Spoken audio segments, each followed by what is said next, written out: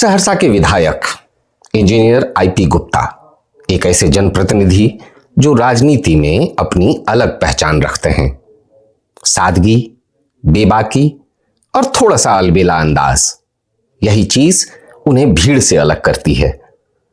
बातचीत में साफगोई, फैसलों में आत्मविश्वास और व्यवहार में अपनापन।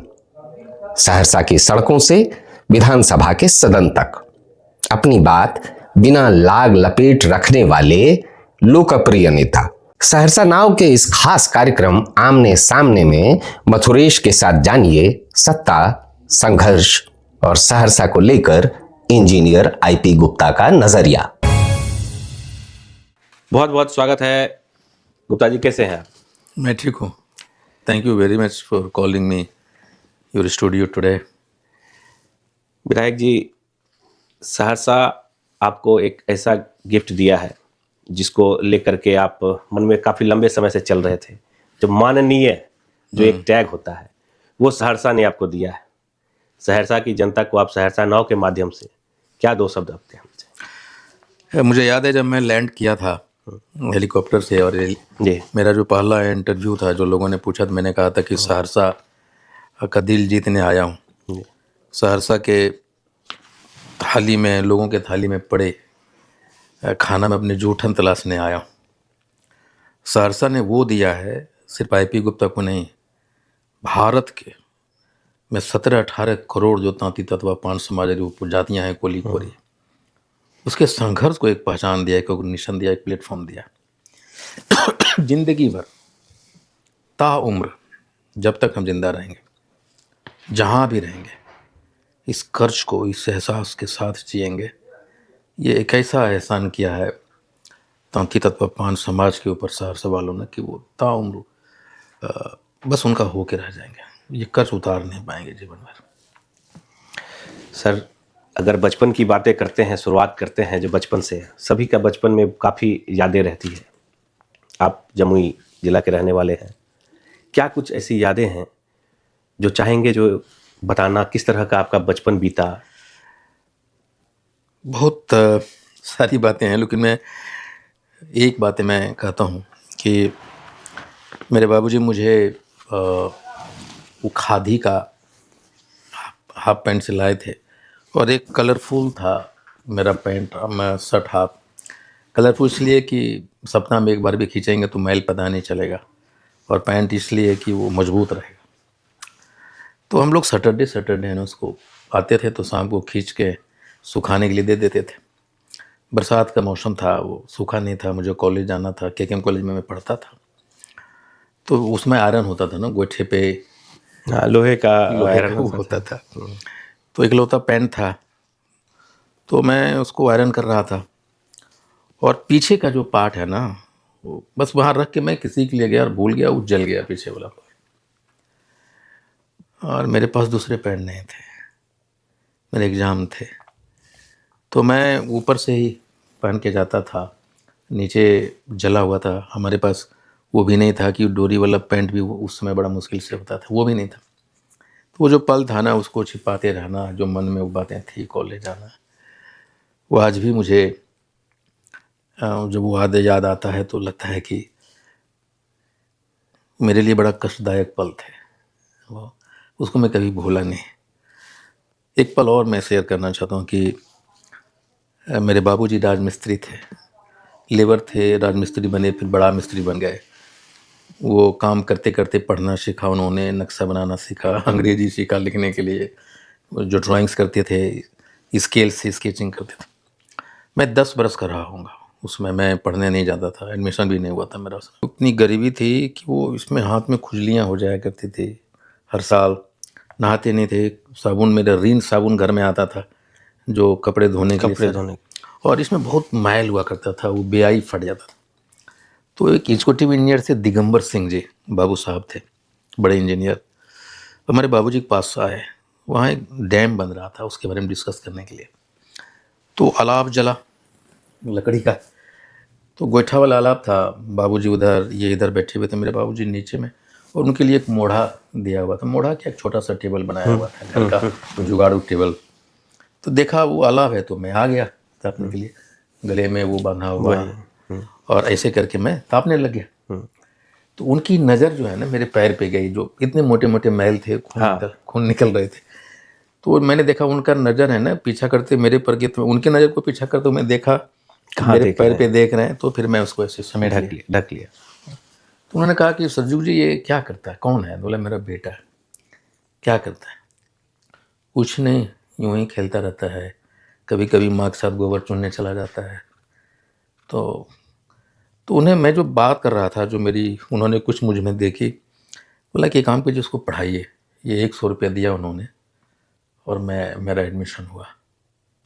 तो ये 2 जो पल है मेरे जीवन का, मैं आज तक कभी भूला नहीं। इसलिए मैं जब भी मेरे पास कोई आदमी आता है तो मैं उसमें IP गुप्ता ढूंढता हूँ। मैंने देखा है कई बच्चों से आप बात करते हैं तो उसमें पढ़ाई को लेकर के या और भी जो तमाम आगे बढ़ाने की बातें भी करते हैं। देखिए उसमें क्या है ना कि मैं इसलिए बात करता हूँ कि बिहार में हमारे पास जो सबसे बड़ा रिसोर्सेस है वो ह्यूमन रिसोर्स है। जी बिल्कुल। हमारे पास खनिज नहीं, हमारे पास फैक्ट्री नहीं, हमारे पास कुछ भी नहीं है। लैंड लॉक्ड एरिया है, agriculture is dying down, factories has gone away, जो शुगर मिल थे, नथिंग इज देयर। तो हम क्या हैं? हम IAS हैं, हम इंजीनियर हैं, हम डॉक्टर हैं, हम ह्यूमन रिसोर्स हैं, हम लेबर हैं, the greatest labour force, the largest labour force, हम वो हैं। हम Bihari, we can stretch out to any level, we can stretch to any working condition. आप महाराष्ट्र के जहाँ जहाँ वो फैक्ट्रियाँ हैं लोहे का, भट्टियों के सामने खड़ा होने वाला कौन है? बिहार के लोग हैं, वो बिहारी है। वो कलकत्ता के 20-20 मंजिल भी जो इमारत बनती है उसके ऊपर में खड़ा होकर काम करने वाला कौन है? यही हमारे समाज के लोग। हाँ, बिहारी है। वो बंगाल की छोटी सीढ़ियों से होता हुआ पीठ पे लाते हुए 50 kg का बोरा ले जाने वाला कौन है? वो बिहारी है। आप Bengal, north east, wherever you go you will find a Bihari working very hard. और पटना में मेरे सामने घटना घटी। शिवपुरी एक जगह है पटना में, नाले है बड़ा बना हुआ, और एक दिन मैं वहाँ गया तो मैं देखा वो जो नाले ऊपर जो स्लैब है उसमें सैकड़ों मजदूर सो रहे हैं। एक थैला है उसके नीचे और वो सो रहा है, मच्छरों की भरमार है। मुथुरेश जी मैं रात भर सो नहीं सका। वो कौन है? वो बिहारी है। हमने दिल्ली में भी देखा सर, कई बार फ्लाईओवर के नीचे रोड साइड में जो लोग बाहर में सोते हैं, मैक्सिमम लोग यहीं के होते हैं, पूर्वांचल के लोग होते हैं। इसका मतलब क्या है कि वो हम we are the greatest human resource in terms of becoming an IAS officer, in terms of becoming a doctor, you know, in terms of becoming an engineer, in terms of becoming officers, in terms of becoming a labor, literature, Nalanda भी है कि बुद्ध को यहाँ ज्ञान मिला, महावीर यहाँ पैदा हुए। Why we are in such a इतिहास तो बहुत बड़ा है, क्यों हम प्रेजेंट ठीक नहीं है, क्यों हम ऐसा है? तो मैं बात करता हूँ कि बेटा क्या बनना चाहती है, स्पेशली गर्ल्स। मैंने देखा है। क्यों? जो गर्ल्स है ना, बात कीजिए बेटा क्या बनना चाहते हो? अंकल मैं IAS बनना चाहती हूँ। पापा क्या करते हैं? ठेला चलाते हैं। Look at the gap, a girl having a dream of becoming an IAS officer, उनका बाप, the gap is too high. और उसके बाद वो एक सपने संजोरे में IAS बनूंगी। She is struggling to eat, she is struggling to wear clothes, she is struggling to pay the fees, but she has a dying spirit of becoming an IAS officer. उसी चीज़ को हम आप पर ले जाएंगे। आपने बताया जो आपकी घर की जो आर्थिक कंडीशन थी वो काफ़ी ख़राब थी, फिर इंजीनियरिंग का सफ़र, फिर फैक्ट्री का सफ़र, उद्योग में जाना कैसे रहा? तो देखिए ये सारी चीज़ें मैं बोलता हूँ ना, मैं थोड़ा सनकी टाइप का, पागल टाइप का। at any point of time I can take any risk. मुझे रिस्क लेने से डर नहीं लगता। मेरा जो सबसे बड़ा स्ट्रेंथ है ना कि वो मैं खोने से डरता नहीं। मैं अपने पिताजी को देखता, वो थके आते, मैं उनके पैर में तेल लगाता और मैं देखता वो जब दर्द से कराहते थे।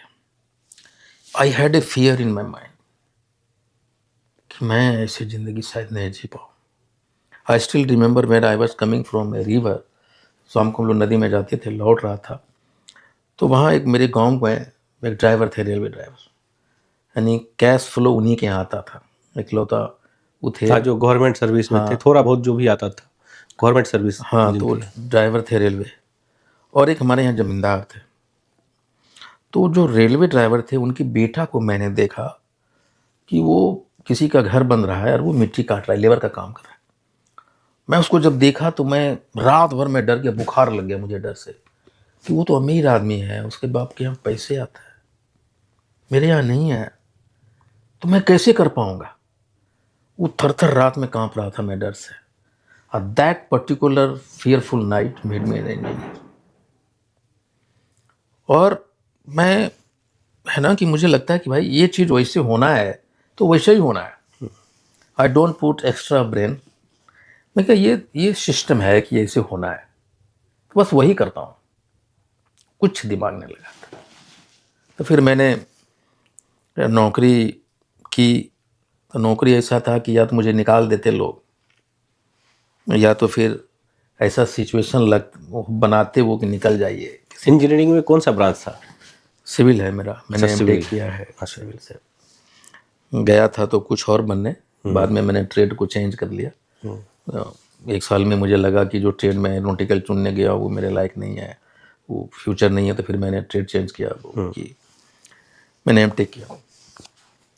तो आप देखिए, तो मुझे ये था ना कि कौन, जहाँ से आप कहते हैं कि संभव नहीं है, वहाँ से आईपी गुप्ता चालू हो जाता है। क्यों नहीं संभव है, कोई तो करेगा, किसी न किसी को तो करना है। somebody has to जब do कोई it. कर रहा है तो हम भी कर सकते हैं। हाँ, when Madhuresh ji can do it, why can't I? बिल्कुल। और मेरा सोच है ना फर्स्ट प्रिंसिपल थिंकिंग पे आधारित है। फर्स्ट प्रिंसिपल ये है कि अब एलन मस्क को लीजिए, वो फर्स्ट प्रिंसिपल पे काम करता है। एलन मस्क ने सोचा कि जब पेट्रोल और डीजल खत्म हो जाएगा तो क्या होगा, क्या होगा? तो उसने टेस्ला निकाल दिया। एलन मस्क ने सोचा कि धरती भर जाएगी पॉपुलेशन से, कहाँ, तो उसने चांद पे एक अलग इंडस्ट्री खड़ा कर दिया है एरोस्पेस का, विदाउट नो प्रॉफिट। यानी जहाँ सोच खत्म हो जाए, पॉसिबिलिटी खत्म हो जाए, वहाँ से पॉसिबिलिटी कैसे निकले, उसको कहते हैं फर्स्ट प्रिंसिपल थिंकिंग। मैं उस पर सोचता हूँ। आप कांग्रेस में भी गए जी, कितना समय रहा और कैसा सफर रहा कांग्रेस का? नहीं, एक्चुअली ये बड़ा लंबी कहानी है, लेकिन शॉर्ट में ही उसमें लेकिन ये है कि उसमें अगर आपको राजनीति को सीखना है तब कांग्रेस ज्वाइन कर लीजिए, वो बढ़िया राजनीति सिखा देती है। तो आई वांटेड टू, मुझे जो है ना राजनीति के जो बेसिक प्रिंसिपल है उसी को मैं फॉलो करता हूँ। लेकिन आज के राजनीति क्या मतलब है, कौन कितना फ्रेब कर सकता है, कौन झूठ बोल सकता है, कौन कनिंग है सकता है, उसको पॉलिटिशियन मानता है। लेकिन आई एम द वन पॉलिटिशियन कि मैं बेसिक रूल फॉलो करता हूँ, सफल हो जाता हूँ। You whatever you want to do against me, I will no never go against you. आपको अपना एनर्जी मेरे खिलाफ में लगाने, जितना लगाने भैया लगा दो। कैमरा को अपनी तरफ खींचने के लिए तो आपको बहुत अच्छे से आता है सर। नहीं, जिसको आप कैमरा खींचना कहते हैं, हाँ, नहीं बिल्कुल आता है, मीडिया फुटेज जिसको बोलते हैं, लेने के लिए उसमें आप माहिर हैं। एक्चुअली वो बेसिक इंस्टिंक्ट है जी। कैमरा जो है ना, camera love to capture a very particular special moments. नहीं, ये कैमरे का कमाल है। एक पक्षी बैठा हुआ है, किस तरह से अपने फेदर को बदलता है, वो कैमरा कैद करता है। लेकिन अगर आप उसको पेंट लगाएंगे तो कैमरा उसको कैद नहीं गया, या नहीं चलाएगा। तो this is my basic instinct which comes out. मैं कोई दिखावा नहीं कर सकता। जैसे मुझे झूठ नहीं बोलने आता, मैं अगर अपने पत्नी से भी झूठ बोलने का कोशिश करूँ, बोलेगा तुमको जब आता है नहीं तो तुम बोलते क्यों। जैसे आपसे मैं नाराज होऊंगा तो मुझे चेहरे पे दिखाई पड़ेगा मधुरेश से नाराज है, वो होता ही नहीं हमसे। और मुझे लगता है कि जब आप नेगेटिव सोचते हैं तो नेगेटिव हमेशा आपको हार्म करता, आपको हानि पहुंचाता है। तो जहां हार्म पहुंचाने वाली ताकतें के निर्माण होगा तो सबसे पहले वही हानि पहुंचाएगा, आपको ना। फिर आप अपने घर जाएंगे तो that negative will carry to your family, to your kids, to your home. That home, particular home will be affected by the negative thinkings you have. जैसे मुझे किसी के अवॉइड भी करना है तो मैं देखता हूँ कोई आईपी गुप्ता को मैं मिलना नहीं चाहता, लेकिन अगर कोई आ गया, मैं उस आदमी से मिलना नहीं चाहता, तो मैं अपने बेटे को या बेटी कभी नहीं कहता जो ये नहीं, मत कहना हाँ, ये कहना भी नहीं चाहिए। मैं घर पे नहीं हूँ। So the idea is very simple, the life, the company, the political activity, whatever you do in your life, just follow the basic things. It will lead to you the point where you want to go. That's how I do the ठीक है। things. आप election शुरू से ही लड़ना चाह रहे थे, politician बनना चाह रहे थे, नहीं। या कोई ऐसा सिचुएशन था जो आपको नहीं। पॉलिटिक्स की और आपको मूव किया? I am not a born politician. I am a politician which has been come out of the circumstances. एक ऐसा सिचुएशन आया मेरे जाति के साथ। मुझे तो 2017 तक नहीं पता था कि ये जाति क्या होता है। मुझे नहीं पता था कि मैं तांती तत्वा पान क्या होता है। मुझे नहीं पता शर्मा ब्राह्मण भी लिखते हैं, भूमियार भी लिखते हैं, बढ़ई भी लिखते हैं। हमारे गांव में शर्मा बढ़ई लिखता था, मैं सोचता बढ़ई होता है। हमारे यहाँ रविदास लोग दास लिखते हैं, मैं समझते हैं कि जो रविदास होते हैं, जो चमार भाई हैं, वो दास लिखते हैं। पता ही नहीं था मुझे कुछ। सिंह मतलब सिर्फ हमको राजपूत से पता था, कुछ भी नहीं पता था। लेकिन एक ऐसी सिचुएशन आया जब हमें अनुसूचित जाति में डाला गया, और जब कोर्ट में केस आया, और वो हमारे लोग जो सो कॉल्ड पॉलिटिशियन हमारे थे, जो हमारे जातिगत पॉलिटिक्स करते थे, वो जब आए हमारे पास और मैं जब इसमें इन्वॉल्व हुआ तो पता चला ये क्या है। The kind of people who were leading our caste was I came to understand how they were fooling our caste. तो फिर मैं I am the leader of circumstances. Even 2025 का मैं चुनाव नहीं लड़ना चाहता था। मैं कहता मैं लड़ाऊंगा। नेता वो होता है जो नेता पैदा करता है। You can become an MLA, you can become an MP, you can become a minister, even prime minister, but you cannot become a leader.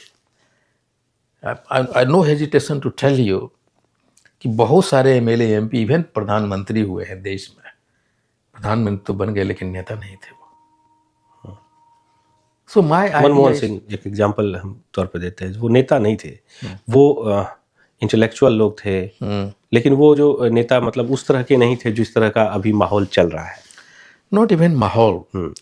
आज के दिन में नेता महात्मा गांधी थे, जवाहरलाल नेहरू थे, कर्पूरी ठाकुर लोहिया, जयप्रकाश नारायण, बाला साहब ठाकरे, बिल्कुल वो बलिया के बाबू साहब, Chandrashekhar ji, Sharad Yadav ji, Lalu Prasad Yadav ji, Nitish Kumar ji. These are the leaders. आज का लीडर जो है वो इनसिक्योर होता है कि वो मधुरेश जी आईपी गुप्ता जी को मधुरेश साथ दे रहे हैं, मधुरेश तो स्मार्ट है, उसको एमएलए बना देंगे तो मेरी कुर्सियां खा जाएगा। ये दैट इनसिक्योरिटी, ये तो लीडर वो नहीं हो सकता है। When you have a insecure kind of feeling with the fellow worker, fellow कार्यकर्ता, you cannot be a leader. You simply want to become a politician of a certain dimension, a dimension of MLA, a dimension of member of parliament. That's what. But IP Gupta chose to fight the election from Saharsa, the toughest one for the Mahagathbandhan to win. I love challenges. Why cannot be done? Can be done. People used to tell me, आप इतना simple हो, आप इतना सीधा हो। नहीं, यही बोलते हैं जो सामने में ही बोलते हैं कि पीछे में बोलते हैं जो सिर्फ सामने से दिखते सीधा है। नहीं, समटाइम्स पता है आपको, मैं जब ट्रेवल करता हूँ, मैं थकता नहीं काम करूँ, मैं यहाँ से थकता हूँ। I will get tired if I see कि कोई आदमी अपने छोटे से बच्चे को पीट रहा है, कोई नौकरानी बच्चे को पीट रहा है, या कोई ह्यूमैनिटी इन ट्रबल। अगर मैं देख लूँ तो मैं थक जाता हूँ दिमाग से। It's very hard for me to get out of the pain I receive the moment I see those glimpse. आपके कॉलेज के टाइम में सर कोई ऐसा मोमेंट हुआ क्या जो आपको लगे, जो जात को लेकर के कोई ऐसा पिंच हो जो आपको चुभा हो? कॉलेज में नहीं। कॉलेज में मैं बड़ा सिंपल रहता था। मुझे याद है, मैं I am not a man who loves going out. मैं इतना सिंपल रहता था, मैं वो रहता था कि किसी से कोई मतलब ही नहीं थी मुझे दुनिया से।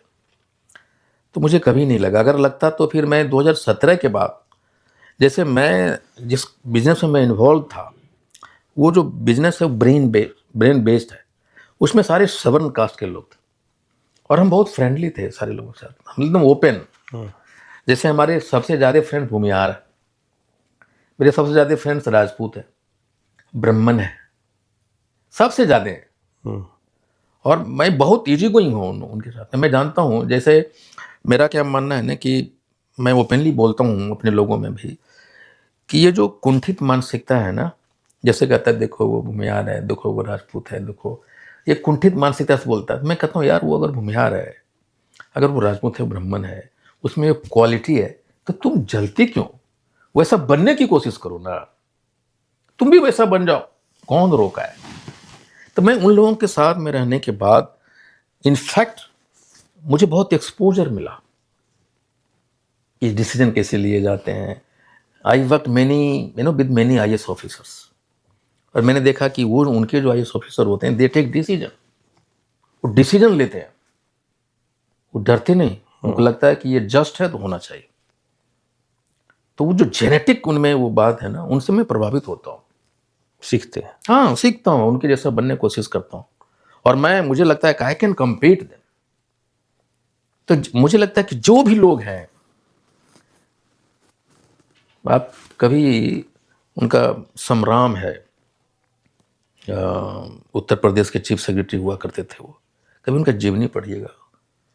वो कहते हैं, राजेंद्र पाठक एक डायरेक्टर हैं जगजीवन राम संस्थान को, वो उनका किताब लिखा, वो उनसे हमारे बैठे थे, वो कह रहे थे कि लिख रहा है कि आप चीफ सेक्रेटरी बन गए, आप इस जाति साथ है, कैसा लग रहा है होल्डिंग द हाईएस्ट पोस्ट? बड़ा बढ़िया से बोले, देखिए वो जो मेरा गाय धो रहे हैं ना, वो जाति से ब्राह्मण है, किताब में लिखा हुआ है, लेकिन जो मनोबल उसके पास है, मैं चीफ सेक्रेटरी हूं, वो हेजिटेशन नहीं करने का कि वो मनोबल मेरे पास नहीं है जो उसके पास है।